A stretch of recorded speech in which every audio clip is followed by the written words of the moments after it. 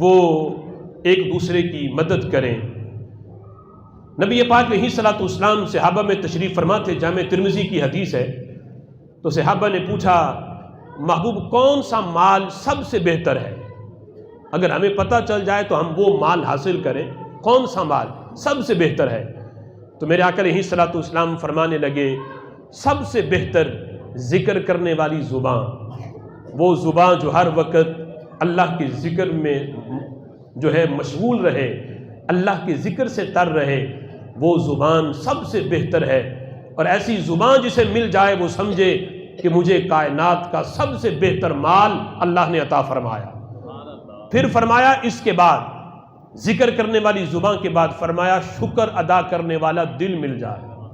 یہ نہیں کہ بندہ زبان سے کہتا رہے اللہ تیرا شکر ہے اور دل کہیں اور ہو، دل کے اندر یہ ہو کہ اسے تو اتنا ملا مجھے تو کم دیا۔ فرمایا نہیں، زبان بھلا شکر ادا نہ بھی کرے، بندے کا دل مطمئن ہو اور دل بندے کا شکر ادا کرے، یہ وہ شکر ہے جس کے بارے میں اللہ قرآن میں فرماتا ہے اگر لئن شکرتم لازیدنکم، اگر میرا شکر ادا کرو گے میں مزید تمہیں بڑھا کے عطا فرماؤں گا۔ جس بات پہ شکر ادا کرو گے میں مزید تمہیں اس میں برکت دوں گا۔ تو فرمایا کہ شکر ادا کرنے والا دل، اور تیسرا فرمایا کہ سب سے بہترین مال یہ ہے صاحب ایمان بیوی، دیندار بیوی، جو ایمان اور نیکی کے کاموں پہ اپنے شوہر کی مددگار ہو، نیکی کے کاموں میں اس کی مدد کرنے والی ہو۔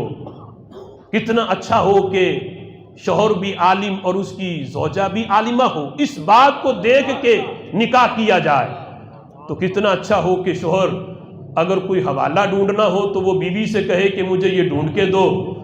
تو کتنی برکت ہے اور کتنی رحمتوں کا نزول ہے۔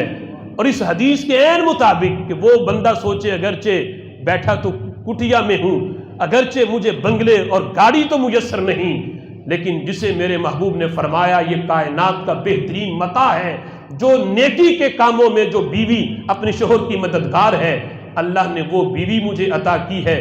مجھے کسی حوالے کی بھی حاجت پڑتی ہے تو یہ ڈھونڈ کے دیتی ہے۔